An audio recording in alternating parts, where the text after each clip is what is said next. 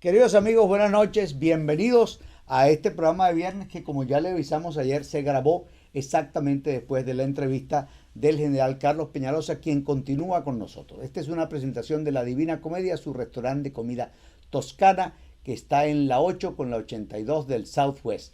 Les recuerdo que eso es el 7950 del Southwest 8 calle, Miami, Florida 33144. No hay nada como aprenderse las cosas de memoria para que la gente crea que uno ya no necesita anteojos.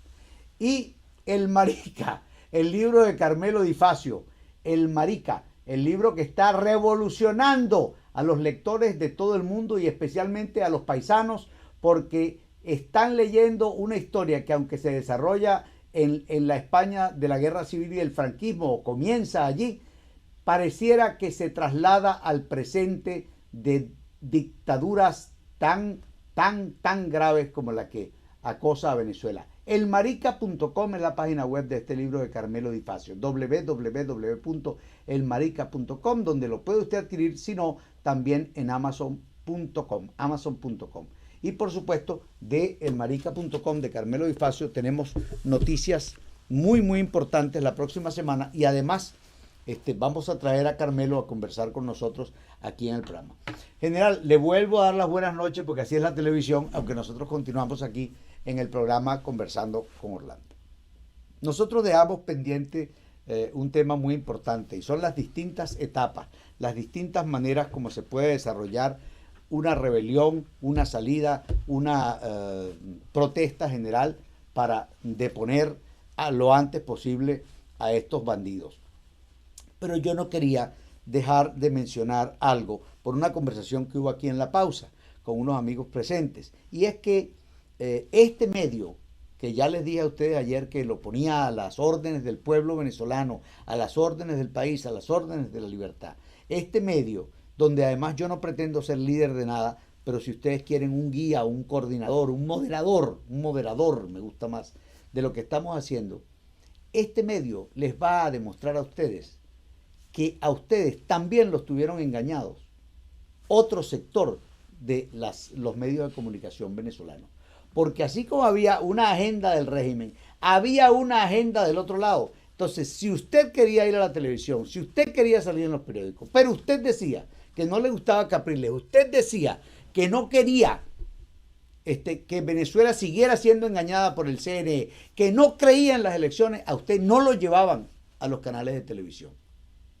Ahora no llevan a nadie, afortunadamente, los canales de televisión. Entonces, ahora esta es la televisión.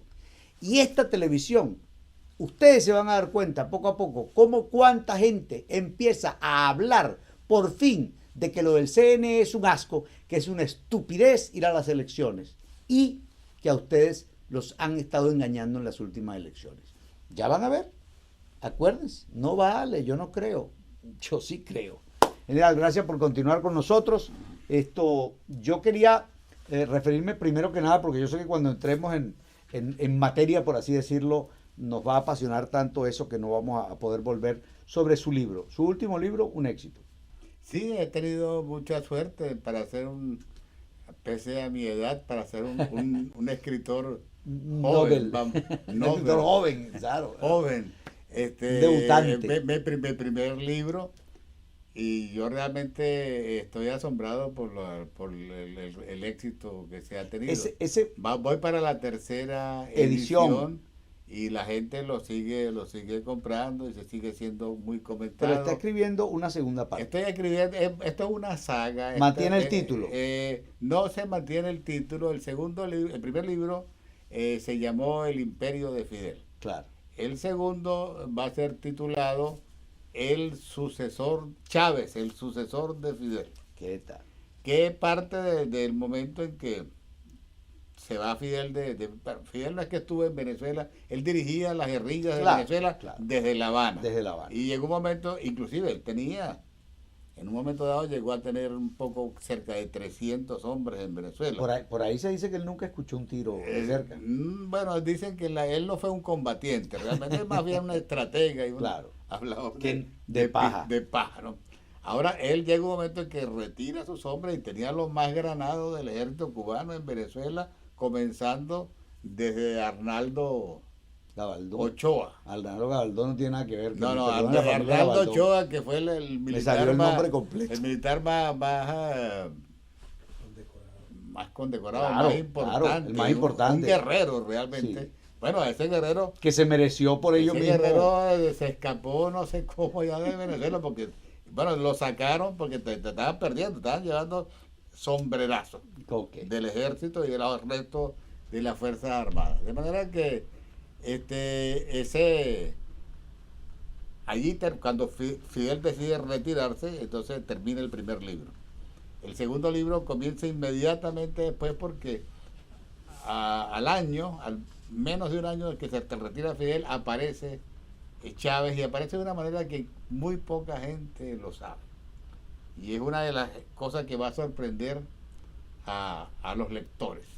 Y viene el desarrollo de Chávez desde que era un estudiante de bachillerato hasta que entra a la academia militar, y luego todo el proceso de la conspiración, que fue muy larga, la conspiración de Chávez. Es decir, que usted tiene en su libro el seguimiento de Chávez desde que era un niño. No es que era un niño, pero sí desde que ya era un muchacho de bachillerato. Ok. Sí. Y realmente es muy interesante todo el proceso de la conspiración y los golpes de Chávez. Chávez intentó varios golpes antes del 4 de febrero. Sí. Hay poca gente que conoce de esto, y va a haber una serie de sorpresas. Claro. Inclusive en la historia aparece, porque ahora tienes que aparecer obligatoriamente, un personaje que antes nadie hablaba porque no se conocía, que es un individuo llamado Nicolás Maduro. Ah, sí, estaba en el reparto desde esa época. Está en el elenco. No, en ese momento era un jugador de reparto, Sí, ¿cómo se llama? Relleno, un actor de reparto. Un actor de reparto, pero tiene su pedacito de actuación. Y finalmente todo desemboca en el 4 de febrero. Ese libro termina el 4 de febrero. Quieta. Si me da tiempo, después escribiré un libro de Chávez político, del 4 de febrero en adelante. Hasta 11 de abril mediante. Hasta el 12 de abril. Hasta el 12 de diciembre. Hasta el 12 de diciembre. Que se murió. Brevemente, pero usted lo sabe por su rango y su participación directa en esa parte de la historia. Esos muchachos que decían que habían sido entrenados en Cuba, esos entrenamientos en Cuba eran como un cursillo de cristiandad, o sea, los llevaban una semana o 2 semanas y los traían. Pero claro, para un niño que vivía en el cerro, que no tenía mayores aspiraciones, que lo montaran en un avión y lo llevaran para Cuba era una cosa del otro mundo. Eso lo hacía sentirse responsable, tener una alta responsabilidad como líder, porque yo tuve compañeros del liceo que lo vivieron. La sola aventura de salir de Venezuela y pasar a Cuba y todo eso era todo un evento en su vida, como tiene mucho sentido, ¿verdad? Bueno, sin duda, Fidel Castro fue un hombre que realmente hipnotizó a Venezuela y a Cuba, no solamente a Cuba, a Venezuela, es más. Al mundo. Y al mundo. Es un hombre que tiene, y todavía está anciano, y todavía hay gente que sigue venerándolo, ¿no? Y este individuo realmente atrajo mucho a los venezolanos desde que estaba en la Sierra Maestra. Cuando él vino a Venezuela, creo que se habla de que fueron 30 o 40 mil personas, que en aquella época era mucha gente, a Maiquetía a esperarlo. El primer ejército que entra armado a Venezuela. Sí, él cuando sale del avión en ese primer viaje, que él no era presidente de Cuba, él era el comandante del ejército rebelde. Sí. Y él sale con... Perdón. Él sale con su fusil terciado. Es una cantidad de historia increíble la de Fidel. Y ahora lo que te quiero decir es que este hombre no solamente atrajo a la gente pobre, atrajo a mucha gente inclusive de buena posición económica. Intelectuales del mundo. Primer grupo que se sintió atraído por Fidel fueron estudiantes universitarios, un buen grupo. Era un Robin Hood moderno para la gente. Exacto, y los llevaban en avión a Cuba, y sí, era un entrenamiento muy, muy breve, los enseñaban a disparar y a rampar y 4 eslogan para que se defendieran las discusiones. Exacto, no, pero luego los traían y los mandaban para las montañas y realmente esa gente no estaba preparada para combatir con el ejército que estaba entrenado para eso. Y además otra cosa, un segundo, pero no sé por qué me vino eso, hablando de la admiración por Fidel, que tampoco se puede negar la que hubo por Chávez, aunque buena parte de esos grandes y famosos admiradores de Chávez eran personajes contratados, que cobraron por ir a Venezuela, como Oliver Stone, Danny Glover, son unos bandidos, son unas ratas que pidieron dinero y se les dio. Pero sí no se puede negar la admiración del mundo con Chávez, como la admiración del mundo con Fidel, e incluso si usted lo ve desde la izquierda, dice, pero ¿cómo uno puede después seguir admirando a unos tipos que llegaron con la bandera del pueblo en la mano y lo primero que hicieron fue empobrecer ese pueblo, hacerlo miserable, empobrecer a la clase media, hacerla desaparecer y además se repite el fenómeno, bueno, le hace Unión Soviética, Cuba, Venezuela, lo que Venezuela ha logrado lamentablemente enfermar, como Bolivia, Ecuador, Argentina, y nótese que donde hay poderes independientes, por lo menos no ha entrado ese cáncer tan duramente. Le ha costado bastante a la señora Cristina mantener el tinglado chavista, porque eso no se puede hacer en la Argentina, como casi le ha costado trabajo al mismo Evo, con todo y lo miserable y lo pobre pues que es ese país. Entonces, ¿dónde viene la admiración? Pues la admiración puede ser un ratico, pero después cuando tú dices, oye, pero es que aquí la gente está pasando hambre y allá no, yo creo que este es el que está equivocado. Me parece que la gente no aprende. Nadie sabe cómo se llama el presidente perdone que lo interrumpa, de Suiza, nadie sabe cómo se llama el presidente. Y esa gente vive de maravilla. Vive muy bien, sí. ¿Ah? Y con la experiencia que hubo con la Unión Soviética, que fue un fracaso de 70 años. De 70 años. Luego la experiencia que aún se mantiene en Cuba, que ya tiene más de 50 años y cada día está peor. Y China, que ahora tiene dos caras de la moneda. La experiencia de China, que ahora la China se dividió en dos islas, dos partes, una parte capitalista y una parte comunista. La parte comunista sigue empobrecida y la parte comunista está capitalista está progresando. Y ahora el ejemplo de Venezuela y los países del ALBA, que Venezuela, pese a estar nadando en petróleo y haber recibido en los últimos 15 años las cantidades más grandes de ingresos petroleros, realmente Venezuela ahora está nadando en la miseria. Nadando en la miseria, sí. sin petróleo que produzca. Y con un presidente que no es venezolano, nombrado por los hermanos comunismo. Sí. Bueno, cuando uno habla de estas cosas, la gente lo ve a uno aquí en Dollar Today y lo ve en los programas, como usted que reventó las pantallas de éxito con Bailey, que es un ser al que yo admiro profundamente y respeto como periodista y como luchador, cree que uno aquí, después que salgamos de aquí, nos vamos a sentar mañana en nuestras piscinas tomándonos un margarita y que aquí no hay peligro y que aquí no pasa nada. Usted recibió un atentado de la forma más evidente, que ha hecho que algunas personas nos planteemos si aquella cosa que nos pasó hace 6 meses, hace un año, no sería algo parecido. Porque en el momento, como digo yo, uno cambió el cassette, entonces ya uno no miraba para los lados antes de bajarse el carro, ya uno no veía si había un carro siguiéndolo mucho rato. Y resulta que a lo mejor usted venía en esa actitud de ciudadano común, manejando correctamente, que aquí sí hay que manejar correcto. No es que usted no lo haya hecho allá, pero tú sabes que aquí sí es verdad que no hay chiste. Aquí ahí mismo, ¡uy!, parece a la derecha. 2:30 de la tarde, me dice que bajando por la 27. Por la 826. Por la 826. Por la Palmetto. Exacto, en uno de los puentes de la Palmetto. En dirección sur. Después de pasar por el aeropuerto, yo venía tranquilo, venía hacia la casa, no había almorzado.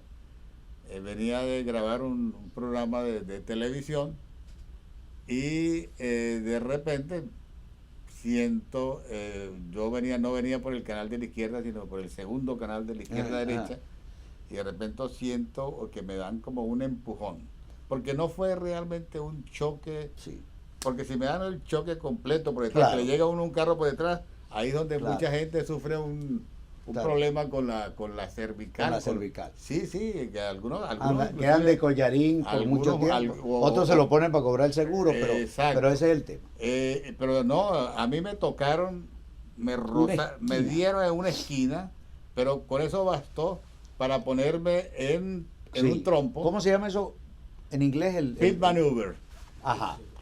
Yo aprendí el nombre después que se paró el trompo. Hablando con los policías. Di 4 vueltas y finalmente me pude parquear en el hombrillo. Ahorita cuando lo comentábamos, tú contabas una cosa maravillosa, que tú veías que los carros venían al rato, volvías a ver los carros. Fue algo, yo no le recomiendo esa experiencia no. a nadie, no fue algo agradable, pero tuve mucha suerte. Claro. Después que me paré, llegó un policía y él, el que empezó a estudiar, a hacer el informe, y yo vi al policía rascándose la cabeza, ¿no? Dice, bueno, ¿y usted qué piensa? Le digo, me dijo el policía, ¿usted sabe lo que es un pit maneuver? Dije, no, yo nunca había oído eso. Esa es la técnica policial para detener carros que están a la fuga. Pero a usted se lo hicieron, y me dijo, lo hicieron profesionalmente, me dijo. Él fue el mismo policía el que ¿qué tal? El que hizo el que te alertó sobre esa evaluación. Yo realmente tuve mucha suerte. Mucha suerte, sí, es verdad. Porque además, bueno, lo ve uno ahora en esos programas que hay de televisión tan desafortunadamente populares, porque a mí los crímenes de mentira no me importan, pero ya cuando uno empieza a ver programas de puros crímenes de verdad, la cosa no es tan graciosa. De verdad. Sí, entonces uno ve que la policía usa esa técnica, y los que lo saben usar también, porque en las películas se ve a cada rato eso. Además que eso es una lógica ley de dinámica, de física. Claro, le hacen perder el equilibrio. Tocas una cosa que en el movimiento, lo tocas en una esquina y le cambia el eje. Le cambia el eje y empieza a girar. O si es un carro alto, un SUV, da vuelta entonces completa, no de trompo.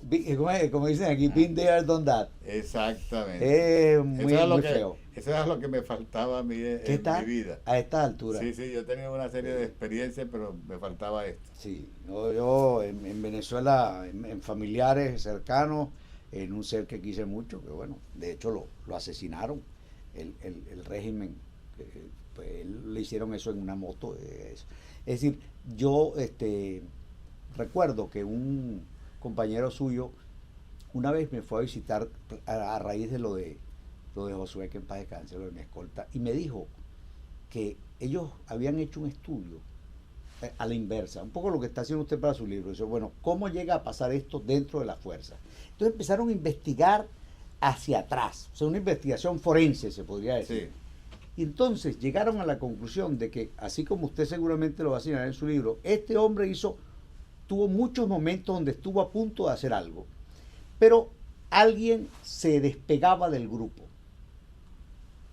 Se atemorizaba, no le gustaba la idea. El cuento es que ese que se despegaba del grupo misteriosamente sufría siempre un accidente de tránsito. Y entonces después me comentó que parece que, no sé cómo, pero extrañamente, en Cuba son expertos en fabricar esos accidentes de tránsito. Exacto, y por eso hay que andar en grupo para defender. Entonces, fíjese, ¿cómo se llama? William Lara. Es decir, saquen la cuenta, conocido. Los helicópteros del Callejón Tacagua, aquellos famosos, a mí me dijeron que eso había sido un toque, que eso lo tiene que hacer un experto, pero se hace. Le tocas la cola al otro helicóptero y chao pescado. Y los personajes que iban adentro no eran precisamente los que ellos quisieran mantener dentro de su grupo. Claro. Bueno, ahora sí vamos a entrar en lo que seguramente muchos de nuestros amigos estarán esperando, que prometimos para hoy, viernes. Porque este programa, aclaro, se está grabando hoy jueves para salir al aire hoy viernes. Así hablamos en televisión. General, hay etapas para provocar la salida del régimen. Ya quedó claro que, por muy importante que sea el Clarín de la Patria no es un llamado a la rebelión. Pero ustedes dejan abierta la posibilidad, porque en su lenguaje, en su jerga, que ustedes entienden, hay un metalenguaje o un paralenguaje que ustedes están entendiendo y que ustedes saben que hay gente que los está entendiendo y que hay gente que les debe a ustedes respeto y obediencia, porque afortunadamente esa es una jerarquía que no se pierde ni con el retiro, ni con la edad, sino cuando la gente se va de este negocio, se va del mundo. Y entonces ustedes dejan abierta la posibilidad de una rebelión. La rebelión es prácticamente la última etapa de un proceso, ¿no? Porque no estamos hablando de una conspiración para una sublevación o un alzamiento militar. Una conspiración es algo que se hace entre un grupo que se reúne secretamente y para hacer algo ilegal. Okay. Nosotros somos un grupo de militares que nos reunimos públicamente para hacer algo legal, que es para buscar una forma de cómo defender la Constitución Nacional, lo cual juramos, y todavía, pese a que estamos retirados, nos sentimos obligados a cumplir con ese juramento. La conspiración se hace en secreto y la conspiración se hace a medianoche y no se anuncia. De manera que nosotros no estamos anunciando nada ni estamos amenazando. Estamos diciendo que está violando la Constitución abiertamente y que hay que defender la Constitución. ¿Cómo? Y es lo que plantea el manifiesto el Clarín de la Patria. Bueno, la forma de hacerlo es recordarle a las Fuerzas Armadas que ellos son los responsables por hacer cumplir la Constitución. Y las Fuerzas Armadas al final no son solamente los militares, somos todos, porque todos estamos obligados a defender la Constitución. Ahora, ¿cómo va a ser eso? Y lo que el documento habla es de que tiene que haber una acción militar para defender la Constitución. Sí. Eso se convirtió en el lenguaje popular, en un llamado a la rebelión. Un llamado a la rebelión, que puede ser. Yo no estoy descartándolo de plano. Esa puede ser una posibilidad. Tal vez la última. Antes hay que hacer algunas.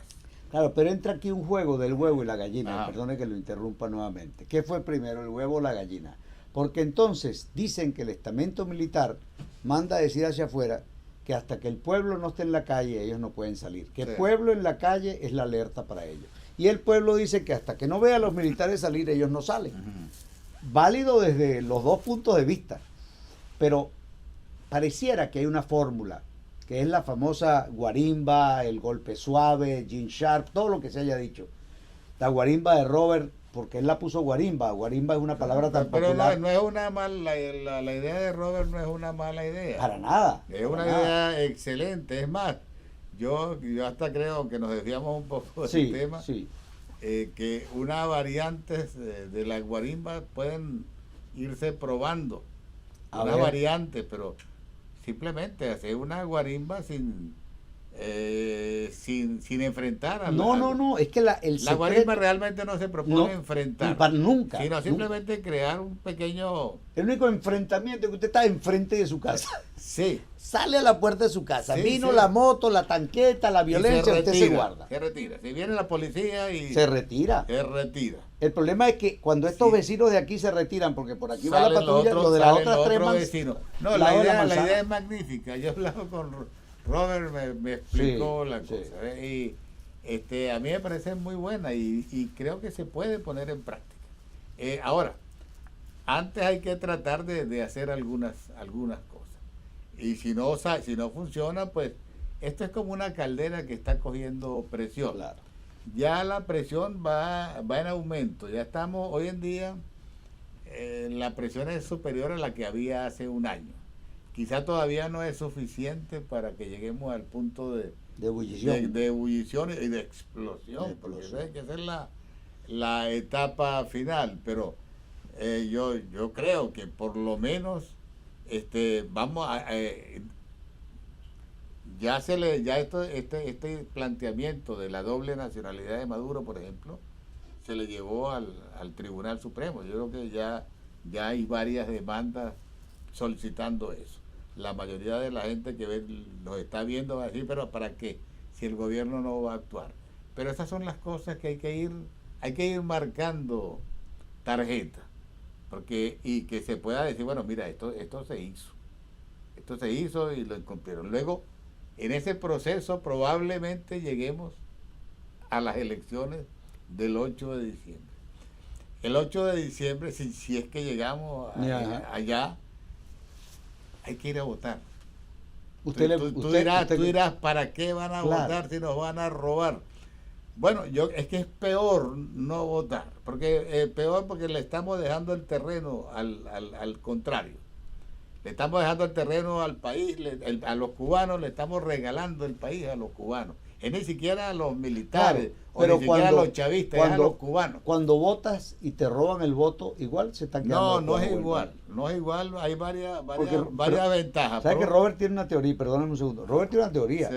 Dice que aquí es tan malévola la cosa que van a hacer que ganemos todas las alcaldías, todas las gobernaciones y las jefaturas civiles y todo. Y vienen las comunas. Vienen las comunas. Es posible que ese sea el plan.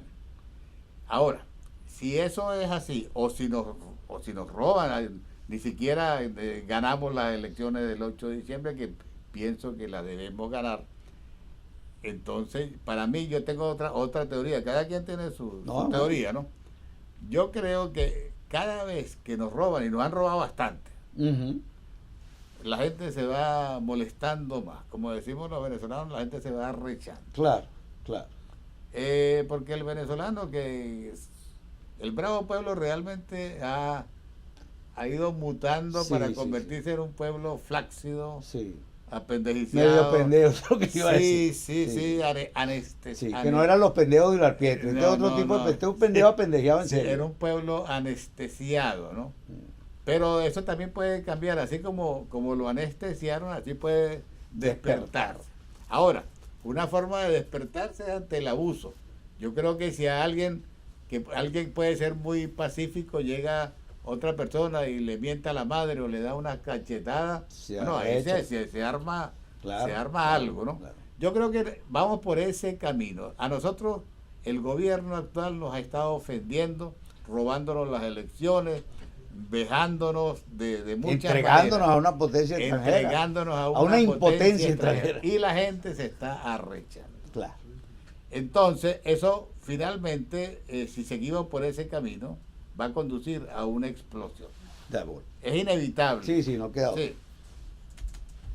Y entonces la explosión es la rebelión. Claro. Yo lo que siento es que llegado ese momento, y yo siempre lo he dicho, cada vez que se asfixian la ira del pueblo, lo que hacen es aumentar en centilitros la cantidad de sangre que se va a derramar. Sí. ¿Por qué? Porque si llegara a conseguirse y a concebirse lo que llaman un golpe seco, y que le tocan la puerta al hombre y dice, ahí está el avión, montes y se va. Unos señores uniformados que al otro día salen en televisión y aquí cero hit, cero error, cero carrera. Esa es una fórmula. Eso lo he propuesto yo en Twitter. Claro. El pueblo, mira, un día pronto ya está. Debe presentarse el alto mando militar en Miraflores y decir, mire, señor Maduro, hasta aquí llegó. Usted tiene doble nacionalidad, usted está violando la Constitución. Y hay algunos que dicen que debe ir preso. Yo creo que lo que hay que mandarlo para Cuba. Claro, hay que mandarlo para Cuba, exilarlo a Cuba. Y a todo el que se quiere ir para Cuba que se vaya. Exacto, y luego proceder a hacer unas elecciones y volver a ser todos hermanos los venezolanos. Dejamos de ser hermanos desde que empezó todo este proceso y nos convertimos en dos bandos irreconciliables. No, somos hermanos. Sí hay gente que hay que sancionar, sin duda. Yo estoy hablando de borrón y cuenta nueva. Pero la gran mayoría de los venezolanos no son culpables. Mire, éramos un país cuando tú y yo éramos vecinos, ya yo vivía frente a la familia del Chacal, ¿no? Sí. Y él vivía en la torre de al lado. Y nos encontrábamos, y hola, buenas noches, buenas tardes, buenos días. Ni nos ladrábamos ni nos caíamos a besos. No, claro. Yo sí le tenía mucho cariño a la señora porque era agradabilísima ella y el hijo el que vivía con él. Sí. Pero, ¿me entiendes? O sea, era un país de otra manera. Era un país diferente. Y era un país mejor. Mucho mejor. General, aquí el tiempo se nos fue otra vez maravillosamente porque usted tiene una conversación muy agradable. Pero yo le quiero pedir un favor. ¿Cuál es la cámara que el general tiene para él solo? Esta. Bueno, yo quisiera que usted a esta cámara se le plantara como el general Carlos Peñalosa que es, y que le hablara, si usted quiere, en la jerga que a usted más le parezca, no importa que los civiles no entendamos, a sus compañeros de armas. Yo no sé si es una orden, si es un consejo, si es un recuerdo, lo que usted le quisiera decir a sus hombres, a sus colegas, a sus compañeros, cuando quiera. Bueno, a mis compañeros de armas y a todos los miembros de las Fuerzas Armadas, tanto en situación de actividad como en situación de retiro, yo lo que los llamo es a unir fuerzas. Está en nosotros, porque tenemos los que están en servicio activo tienen las armas, y los que estamos fuera tenemos la voluntad de salir a defender la patria y a recuperar las instituciones y recuperar la democracia que estamos perdiendo día a día. Es una cuestión de tiempo para que, ya no queda mucho para que ustedes se pongan de acuerdo y tomen las medidas que sean necesarias. Ustedes saben qué es lo que tienen que hacer y cuenten con nosotros los que estamos fuera, que también somos parte del cuerpo de las Fuerzas Armadas de Venezuela. Tenemos que recuperar a nuestro país y no debemos permitir que se lo regalen a los cubanos, castristas. Muchísimas gracias, general Carlos Peñalosa. A ustedes, queridos amigos, muchísimas gracias por acompañarnos. La Divina Comedia, su restaurante de comida toscana en la 8 con 82 del Southwest. Y muchísimas gracias a el libro de Carmelo Di Facio, El Marica. Recuerde www.elmarica.com y amazon.com para adquirirlo. Gracias por habernos permitido acompañarlos esta noche. Cuídense mucho, pasen un feliz fin de semana y nos vemos aquí el lunes.